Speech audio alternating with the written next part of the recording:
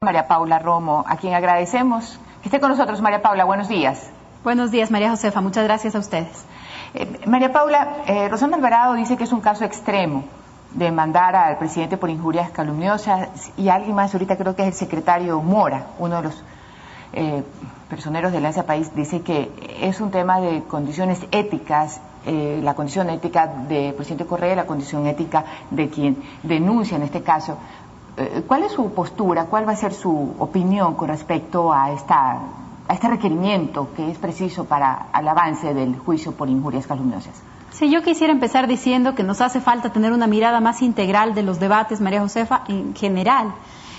Por ejemplo, el alcalde Nebot ha hablado ayer sobre la defensa irrestricta de la libertad de expresión y se ha referido a la sentencia del Universo, que yo creo personalmente, y nosotros nos hemos pronunciado también como organización política, que es una sentencia impresentable.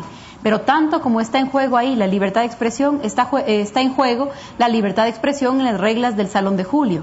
Entonces creo que hay que también mirar más globalmente los problemas. La Asamblea tendrá que discutir... Sobre el tema del Salón de Julio, lo encantada, lo hablamos más tardecito, María Paula, pero sí me queda que realmente tengo mucha curiosidad de saber su opinión con respecto a la posibilidad de que un ciudadano cualquiera pueda enjuiciar al presidente por injurias calumniosas. Sí. Encantada abrimos el debate, ¿no? Claro que sí, y ahora voy para allá, porque como le decía, creo que es importante mirar globalmente el tema, y probablemente esta discusión nos lleva al tema de despenalizar las injurias calumniosas, que es una tarea pendiente. Hay sentencias del sistema interamericano. Hoy se tomará esta votación. Yo votaré que sí, aunque creo que el señor Coral es una persona descalificada. Yo coincido en lo que han dicho varios colegas, no solamente del Movimiento País. Es una persona que en la ciudad de Quito y sobre todo en algunos sectores populares pues tiene una serie de cuestionamientos, que a veces eso no se traslada en demandas penales, es otra cosa, pero eso tendrá que resolverlo un juez en un Estado de Derecho, cuando todos se someten por igual a la ley. Yo creo que aquí no es discutir, María Josefa, si tiene la razón Coral, que no creo que la tenga en ningún caso, y le repito, creo que es un individuo descalificado, tiene una serie de cuestionamientos, probablemente quienes estamos en Quito conocemos más de cerca eso. ¿Pero quién descalifica ante una autoridad o ante el exceso a la justicia, María Paula? Por eso, ¿Quién descalifica, no? Por eso le estoy diciendo que esto, cuando una persona se siente injuriada, tiene el derecho y la potestad de acudir a los tribunales para que sea un juez el que defina eso. Pero nuevamente, más allá de la votación de hoy día, creo que el debate tiene que ver respecto de si es que la honra es el bien jurídico más importante del sistema judicial ecuatoriano.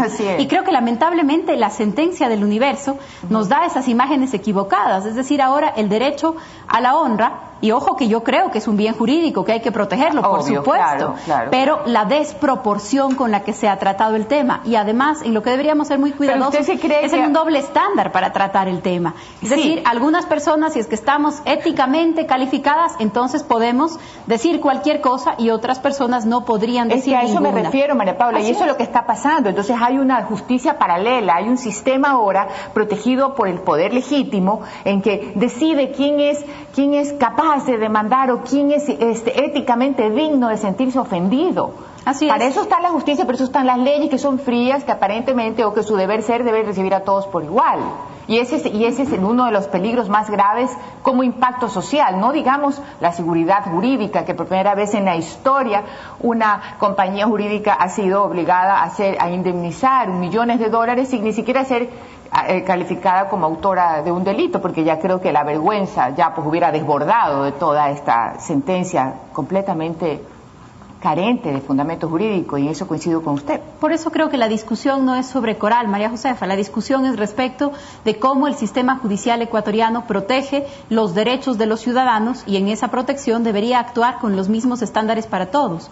Yo ayer en otra entrevista yo decía, creo que en el próximo caso, cualquiera que este sea, de indemnización por derecho a la honra, por injurias calumniosas, creo que todos, sobre todo los abogados, las abogadas, estamos deseosos de ver cuál es la evaluación que hacen los jueces para calcular cuál es el precio de la honra de las personas, ahora que han puesto un estándar según el cual es al menos 40 veces más grave que un crimen de Estado, porque creo que hay que compararlo con eso, no con el presupuesto. Lo decíamos ayer, ¿no? Y usted ha de coincidir conmigo, María Paula, lo que produjo incluso un sector en el sistema interamericano, el escándalo, cuando se obligó al Estado ecuatoriano a pagar 2 millones por el caso Restrepo, porque decía que era una barbaridad. No sé si usted recuerda, Ari, cuando se comentaba eso en algunos sectores de derechos humanos hace algunos años. Hoy 40 millones por la honra, cuando por crímenes de estado de desaparición, tortura, se han pagado ¿cuánto? En los procesos de mediación en la Procuraduría General del Estado, o por qué no decir en la Comisión Interamericana. Nunca un Estado ha sido condenado a pagar $1 millón por ningún delito en el sistema interamericano. En el caso ecuatoriano, esa que fue la indemnización más alta, el caso de la profesora Consuelo Benavides, asumido como un crimen de Estado, en la pagado por el Estado. Así es. Eso fue una solución amistosa y el monto lo propuso el Estado ecuatoriano. Pero fue dentro del sistema interamericano. Así es. En la comisión, en el procedimiento, no de la Corte, yo no he dicho Corte, he dicho comisión dentro del sistema interamericano, por si acaso. En el procedimiento de solución amistosa que se da obviamente antes de llegar a la Corte, pero es una propuesta del Estado.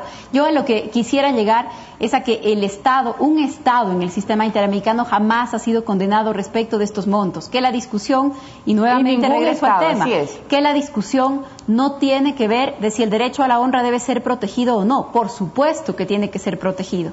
¿De qué maneras? A través de privación de libertad en un Estado constitucional de derechos. Eso es parte del debate. También hay una sentencia en el Sistema Interamericano de Derechos Humanos contra Argentina que sostiene que penalizar los delitos de opinión es contrario a la Convención Americana de Derechos Humanos. Creo que por ahí está la discusión. Pero las voces del sistema interamericano no se los está escuchando.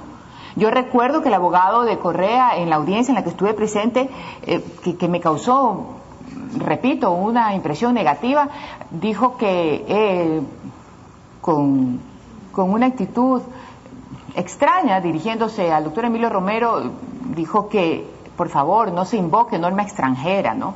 Refiriéndose, fue histórico eso. Afortunadamente se trata del abogado del presidente y no del abogado del Estado, porque el Estado y el gobierno ecuatoriano en estos años, por primera vez, asumió sus responsabilidades internacionales con la Corte Interamericana, y hace 2 años, cuando era ministro de Justicia, Gustavo Yalc, hizo un pedido de disculpas público, el Día Internacional de los Derechos Humanos, por los crímenes y por las violaciones a la Convención Americana cometidas por el Estado ecuatoriano en gobiernos anteriores. Entonces creo que si bien esa puede ser la posición del abogado del presidente, no puede ser la posición del Estado ecuatoriano, no es la posición del Estado ecuatoriano, y que la discusión debería trascender de los casos puntuales, sin con esto tratar de desconocer que el tema del universo es gravísimo, que crea precedentes jurídicos insólitos aquí y en otros lugares. Pero creo que más allá de los casos puntuales, la discusión sí debería concentrarse respecto de esos temas, y hacia allá ojalá podamos ir, hacia allá queremos llevar la discusión. Sin duda todo este tema tiene un escenario político bastante caliente, digo, porque todavía no tenemos la posibilidad de debatir con tranquilidad, especialmente con algunos representantes del gobierno. Pero la Asamblea es la llamada, María Paula, y en eso creo que coincidimos un poco, a ser representante de esos espacios de diálogo, porque de alguna manera ustedes son la representación de la mayoría de los sectores del país, y hoy, antes del domingo, si no me equivoco, tiene que una mayoría unirse pues para resolver algunas cosas pendientes. ¿Cómo va ese proceso de juntar los votos y a dónde iría la Asamblea políticamente hablando esta semana, María Paula? Yo la semana pasada, María Josefa, si usted me lo preguntaba, yo le habría dicho que el Movimiento País no había perdido la mayoría, que hace una semana la votación que se perdió tenía que ver con el cambio del orden del día, que por cierto no es una grave crisis política perder un cambio del orden del día, pero que eso es lo que había sucedido exactamente. Sin embargo, la votación de la semana pasada a mí sí me sorprendió, porque en esa votación, que tenía que ver con la designación de un delegado al Consejo de la Judicatura de Transición, a esta famosa comisión tripartita, fue una votación en la que uno de los coordinadores de bancada de País se abstuvo de votar. Fue una votación que creo que nos llamó la atención a todos. Nosotros habíamos mantenido una posición que además se ha comentado en estos días, ha sido polémica, una posición de que se debe cumplir la consulta, de que la tesis de no conformar la comisión tripartita la perdimos en la consulta y parte de la democracia es someterse a las reglas. Y eso era lo que estaba en debate ese día respecto de poder dar paso, viabilizar o no la conformación de la comisión tripartita. Esa fue nuestra posición.